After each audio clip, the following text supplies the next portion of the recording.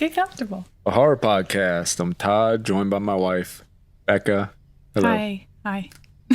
And we're going to watch every horror movie together, which is why we're back with the Black Magic Chinese horror. We finally watched Black Magic from 1975, the one that supposedly started it all. This movie is directed by Meng-Hua Ho, who has made a lot of fucking movies. He made 4 movies that year. Oh, wow. But after this, he made a lot of weird-ass sounding horror movies like The Oily Maniac, Goliathon, Dreams of Eroticism. He also made a Black Magic 2. I'm so excited to be back. I do feel like maybe I'm on this journey by myself. I don't know if you're as excited about these as I am. What stops me is I never know if I'm going to see an animal get killed. Okay. I'm extremely cautious. And then also these are older. So sometimes I'm like, I don't know what the content's going to be like. I totally understand. And that's something I was going to get into. And maybe that's part of what's exciting about these things. I don't know. There's something about this era of like exploitive movies, like especially the 70s. Mm-hmm. They were fucking wild back then.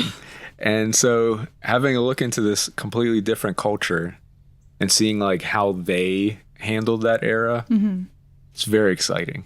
No, I completely, and those are the things that save it for me, is stuff like that. And I think there's some interesting stuff to say about that stuff, because every time that I'm like, all right, we got to get back into these Black Magic movies, I know you typically not vibing with that, don't seem excited. And it's because I think what comes with exploitive movies in general is like the possibility of sexual assault. Yeah. And then with these especially, there's the violence against animals. Yeah. And I do think, before we even get into the content warning or anything, I think that stuff is like, it's about as tame as it's going to get in this one. Yeah. I mean, unfortunately, it's not like things are too much different. I feel like in America, we also come across those same issues. Yeah. So it did feel like any time that there was an animal on screen that we were just like, ooh, like just kind of like, oh fuck, is this animal gonna be okay? Like I think he fist fights a snake at one point. But there's a rubber snake. There's a rubber snake in between. He also wrestles with a dog that seems to be enjoying it a lot. Yeah. They you'll see. They had to do some ADRing because the dog was too happy. I like that. I like seeing that. Yeah. It did feel like, this nervous energy whenever there's an animal. Like, what are they going to do to this fucking thing? But if you're unfamiliar with these, because we did another episode on the Boxer's Omen, which I had heard is kind of like a good starting point for this genre. I can kind of see why, because I guess that gave me certain expectations. Like, I thought it was going to be a lot of fighting between these magicians, a lot of action. Looking for the wizard fights. Look, there are wizard fights in this, but it's not as like dominant. Like, the story is really, it's like a love story, like a drama, but with some gross ass black magic special effects still. Yeah, I had no idea. I didn't know what this was about. I really wanted to go in blind. And it's really just about like this woman who seems to be really in love with this younger guy. Was he like an employee or something? I'm not sure what the relationship was. I think I experienced a 10-minute dilemma with this one. I don't remember. I might have too. The first 10 minutes. It was something like she seemed to be very wealthy. I guess her husband passed away, so she inherited a lot of money. Oh, is that what it was? I thought that's what it was. Okay. What did you think it was? I thought that she got a divorce. And okay. Yeah. So because her still ex alive. was there too, right? No, that was that guy. We thought it was the ex. Okay. Yeah. I got a little lost. That's what I'm saying. At least you're lost with me, so it's not just my problem. But it's a lot of like, like what's cool about this is it is so 70s. Turns out the 70s were cool as shit no matter where you were in the apparently. world. Everybody was cool in the 70s. I honestly would really like to look more into the 70s around the world because the fashion was insane. Oh, yeah. But it is this like 70s love story in like a modern part of China in the 70s. But there's also like, oh, there's this black magician who lives out in the woods. Yeah. And that's just kind of part of the story. Because it was very matter of fact, the way that people were just like, oh yeah, you got a problem with this? I know this guy in the woods. You gotta walk 5 miles out of the woods. And you just go pay him and he does shit for you. So it's a lot of like love potion stuff, some death curses, you know. But the love potion, that is what the center of the movie is, less than the action. It does a good job of not romanticizing the idea of a love potion. That's the idea. That's where the like exploitive type stuff comes in. Because it really shows like how it shows the horror of that. Yeah. Because this is a horror movie, so that is like that's the way they get the horror across. I feel like. In fact, why don't we? That's a good way to just get into the content warning. So we talked about animals earlier. The animals mostly seem to be very safe in this. Mostly, as much as we were cringing every time an animal was in frame. Yeah. But there is a part at the end with a dead chicken that I'm pretty sure was a real chicken. Or a rooster, something like that. Yeah, but you don't see it. You see it. Well, you don't see it get killed. No, but you see it bleeding. You see the body. Yeah. Yes, that's what I'm saying. So that's one of the things, you know, with these that you have to be ready for. And I think it could have been a lot worse. Yep. Okay.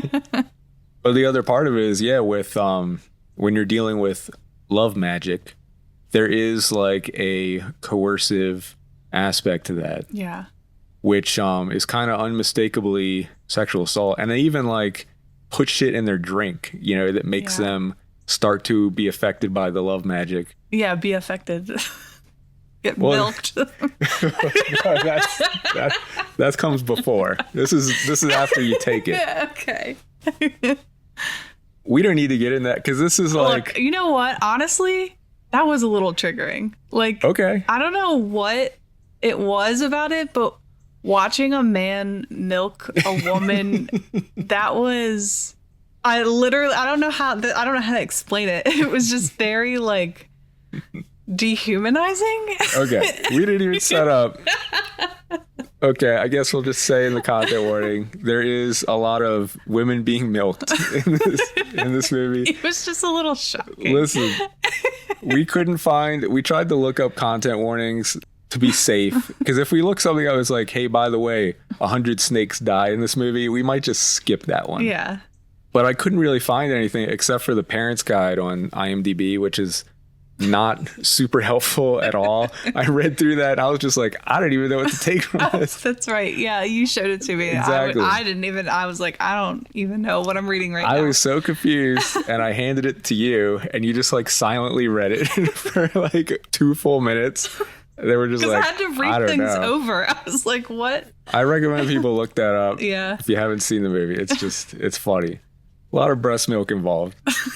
A lot of mommy milking. No. But no, that was just gross. But I was expecting it to be gross. So it's like, you know. But, I don't think I've ever seen that before. And I think it really was like, wait a second. No. Suspiria didn't have that shit. No, I thought it was interesting. I want to know how you felt about the like the non-consensual aspect of everything. Yeah, because like the woman who is ostensibly the villain in this is the first one who gets spiked by the love potion. That happens and it seems very horrific, but she seems fucking unfazed. Like her takeaway is like, wait, hold on. You're talking about a love potion? Where do I get that? Because she's immediately just thinking like, I want to use this on this guy. So it doesn't dwell on that part of it. I think that helped, honestly, like the humor of it. But in the moment, it definitely like sucked to see. Okay. That was another thing like the animal violence where I was starting to get nervous. Like, oh, what are we going to be doing with this? But they don't focus on that. No, and she also doesn't seem to care, which I don't know if that's really a meter for anything. But had she had a traumatic reaction to it, it probably would have completely taken me out. Yeah. But it did briefly take me out of the movie. I just think like that's the thing is that tonally that's kind of what it's doing. It's not like dwelling on the traumatic aspects. Like that's not how it's exploitive. Yeah. It still does a good job depicting like the horror of being under the influence like that. I won't go too far into that until we get to spoilers, but yeah, it's on the low end of the spectrum as far as like exploitive movies go, but I saw they did have to cut some stuff from this. But it's one of the interesting like cultural things about watching these movies is you look at the stuff that was really considered offensive, and it's not like that kind of stuff. It's like, oh, they showed defilement of the dead, like that kind of thing, and they had to cut that down. That is legitimately, from a historical perspective, it's very interesting to me. Because that seemed like the least offensive thing in the whole movie. It's just like, yeah, they're burning a candle under a dummy's head, like. But I think, yeah, that shows how like different cultures react to this stuff. But I had a good time with it. I like seeing the variety of movie that you get from this subgenre. And I really want to see some other ones to see what they do. Because it just seems so far like the common denominator is it has weird ass black magic, like folk rituals and stuff like that. But then the rest of the story could be whatever the fuck you want. So I think that's really interesting. Yeah. You still on this journey with me? I am. I think, like I said, the killing animals and the sexual assault stuff, it's like, I'm watching these cautiously. Yeah. So. But the special effects are still The special really effects awesome. are great. They're so cool. They're always so cool. Yeah. These weren't as like over the top and creative as Boxer's Omen. But I mean, they this still was had some his first cool one, stuff. right? Yeah. So he was figuring it out. It was funny because I did see this is another Shaw Brothers movie, and it said they had to increase the budget for this one considerably, like compared to their other films because of the special effects. Okay. And I was kind of like, oh, like what do those other movies look like? Because they seem to be really making the best with what they got here. But it's cool that has its own like artistic style that's really interesting. Yeah. So I liked it. You liked it? I liked it. Yeah. Good to know. Okay. I think we'll watch Hex next. Okay. Maybe in like another month. We'll see. But why don't we get spoilers? Sound good? So let's talk about that black magic. What is it, like black magician? Sorcerer? What do we call them? I think it was mage. I think it was black mage and white mage. Yeah. Yeah, that is it's cool that they set up right in the beginning that there's like the good and the evil black mage and white mage. So this black magician living in the woods, what the fuck does he need money for so bad? Because he is so crazy about getting paid for this shit, and he lives in like a little shack in the middle of the woods. You should pay the artist.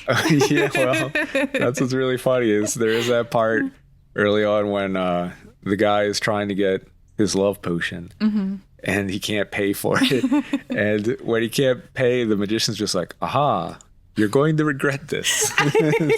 Like, oh, you fucked up so bad.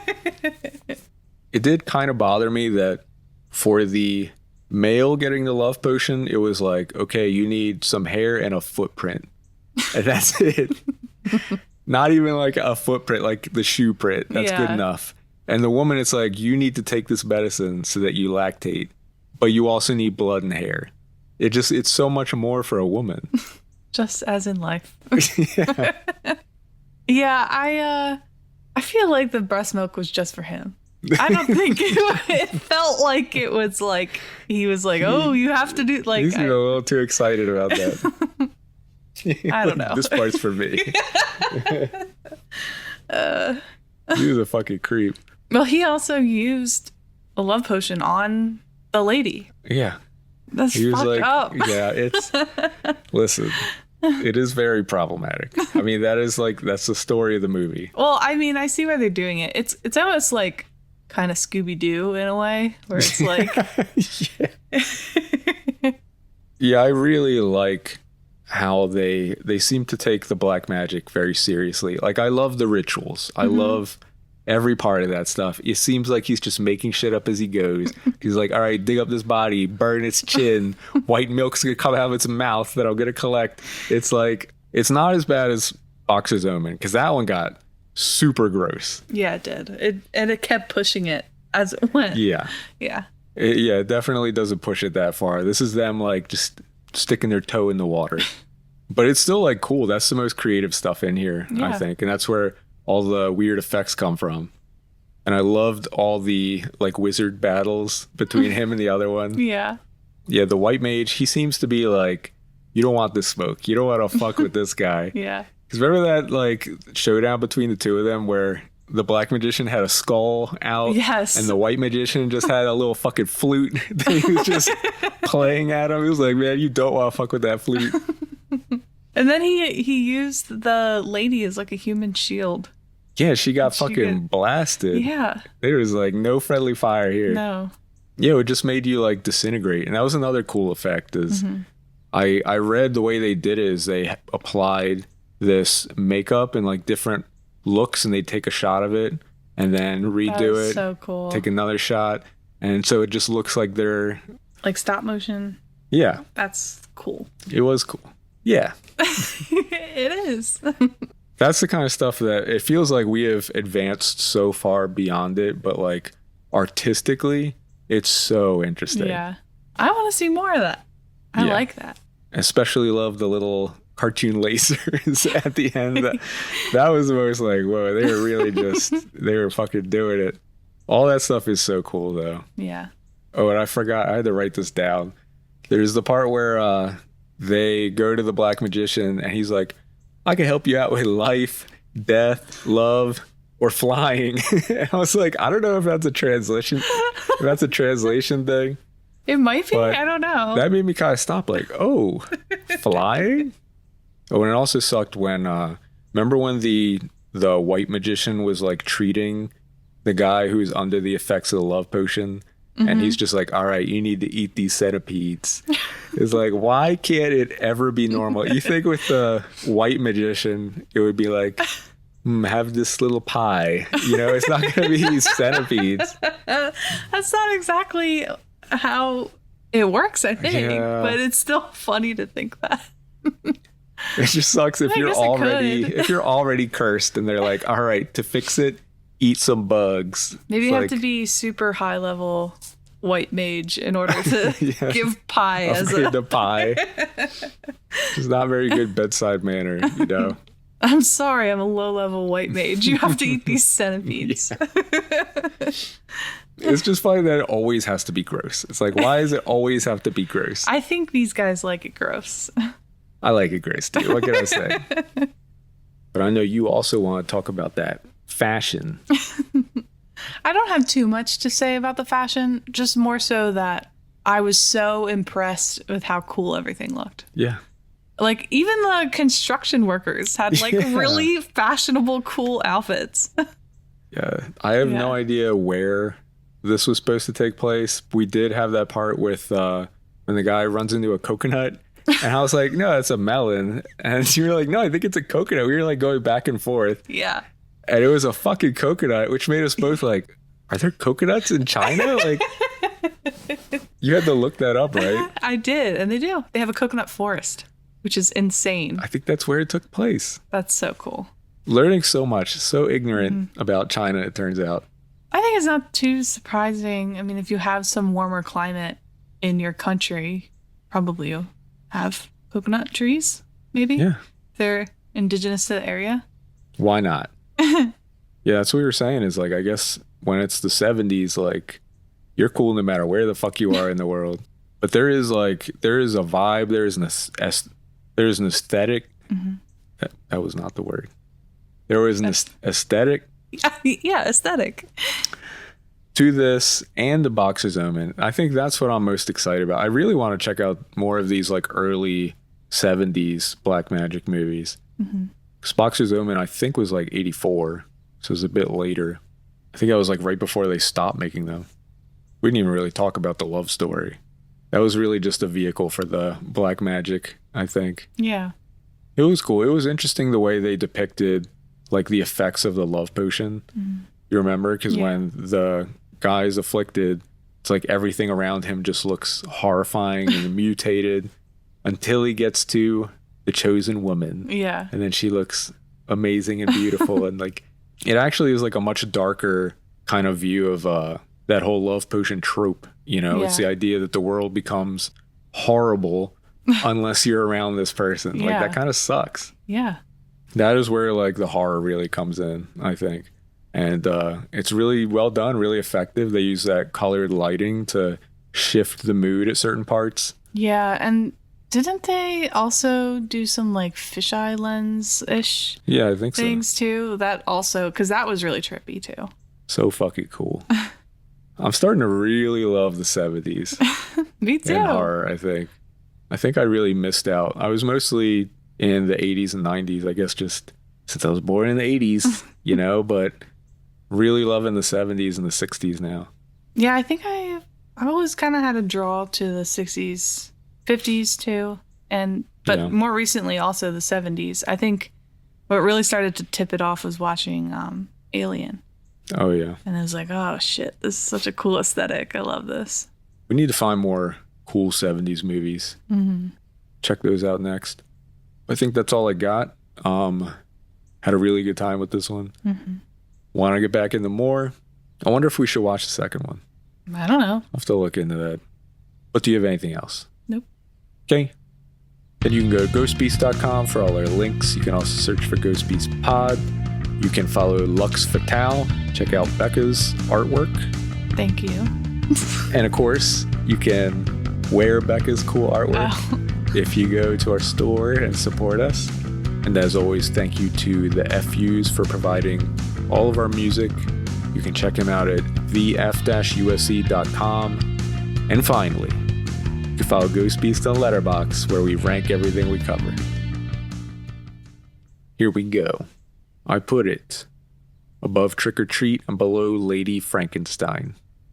Okay. Okay. Do you think it's a little high? You want to move it down? I don't know. All right. How far would you go? Go ahead. Well, it's only because I do really enjoy Trick or Treat. Not that I didn't enjoy this, but I mean, I do think it's a classic. But then it would be above Smile too. Is that how you feel? I mean, yeah. Okay. I think. Oh. Yeah. Okay. Okay. I'm trying to like get a feel Trick or for Treat? where you're putting this. Yeah. That works. We need to go back to Smile 2 very badly. We had such a bad experience It was like with it. the worst theater experience. But for now, it's above Smile 2 and below Trick or Treat at number 93 on our list. Maybe for our next spoiler-free speedrun, we like take a look at the list. I think we should. Maybe move some stuff around. I've been wanting to do this for a long time. Yeah. Maybe that's what we do. We got to find a way to make it into a game. Why does it always have to be a game? There's a scoreboard. It has to be a game. We'll talk about that in a minute. You can contact us at podcast@ghostbeast.com. Definitely want recommendations if you're a black magic enjoyer like me.